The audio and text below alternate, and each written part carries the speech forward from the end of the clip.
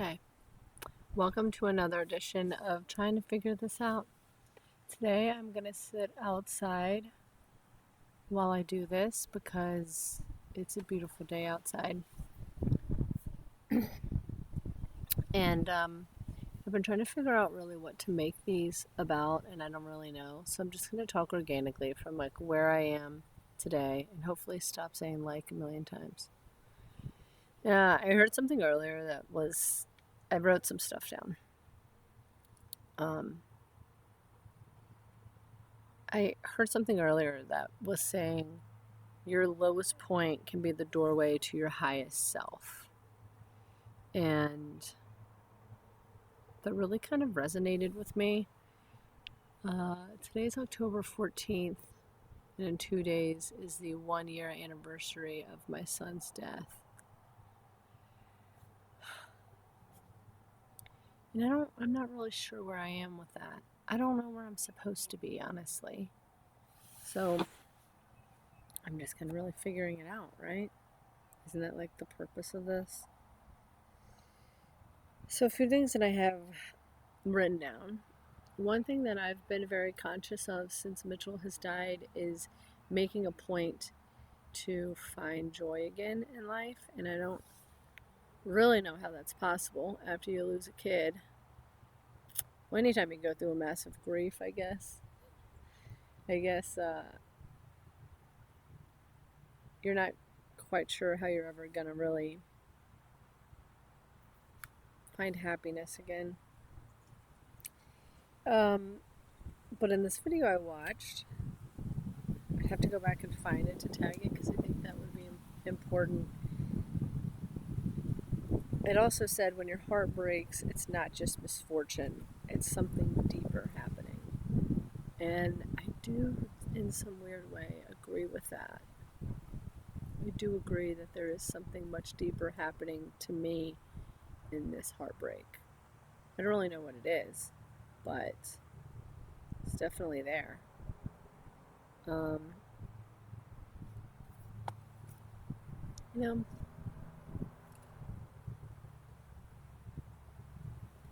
people always say you never accept losing a child. You know, like we kind of know that we have to accept losing a parent or something because that's the order they're supposed to die in. But when you lose a kid, it doesn't come in the right order naturally. So you have a harder time, if ever, accepting it. People say you never do. And I'm starting to kind of wonder if acceptance is even the right way to put it. Is acceptance really what I'm looking for?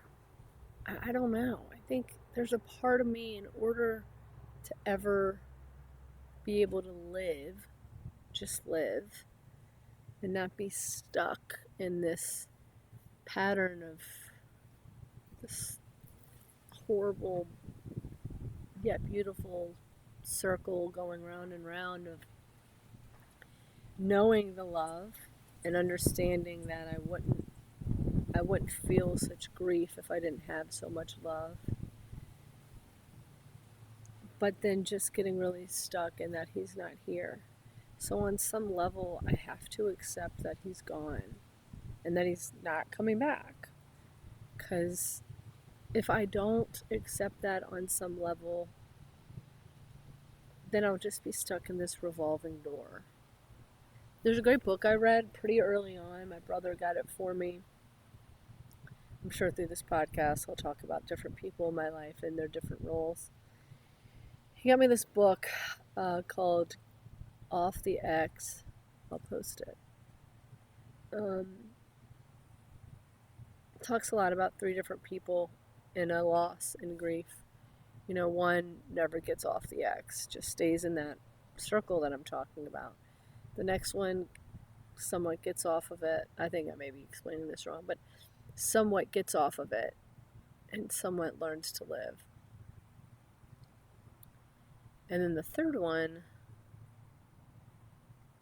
not only gets off the X, but finds purpose and meaning in that loss.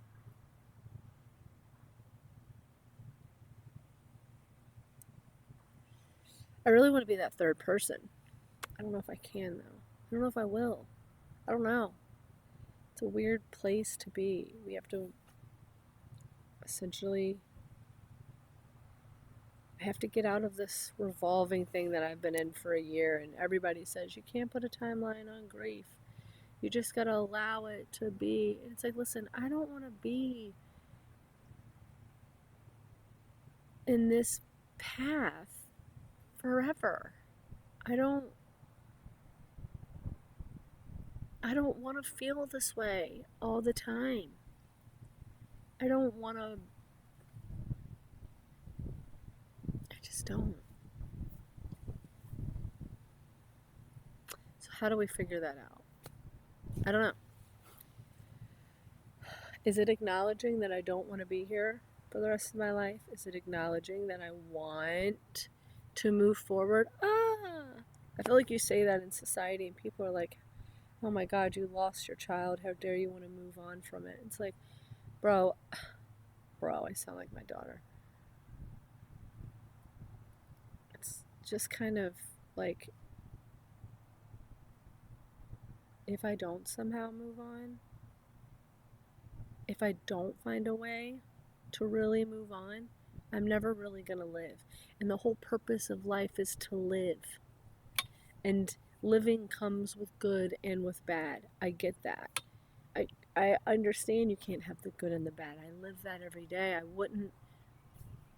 I'm fully aware that I would not feel this much sadness and grief if I didn't know the extent of the love that I have or felt, grew, whatever. So, I don't know. How do we figure that out? Okay. Some other things in that video. The meaning of life is simply to be alive, but we resist it. But what does alive really mean? Doesn't that mean that you're living? Doesn't living mean that you're feeling all the feelings? So I am. I am feeling all the feelings. But there's just this thing where I feel stuck, and I don't want to feel stuck anymore. I've just been in this like revolving circle of whatever. So one thing that I've realized has really helped me is really stopping and listening to how I'm feeling in this moment. And right now I feel cringy recording this because I don't really know why. I just feel like I gotta talk it out. And I don't necessarily feel comfortable talking it out with other people out loud because some of the things that I say, I feel people are just like, how could you think that way after losing your son? And it's like, I want to authentically feel alive and living again. And part of that is accepting that he's gone and being okay with it. Dare I say being okay with it? If I can become okay with it and accept it, maybe I can get out of this stuck circle I feel like I'm in.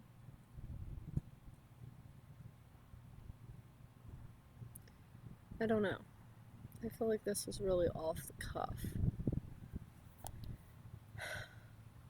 So, there you have it. That's my video for the day.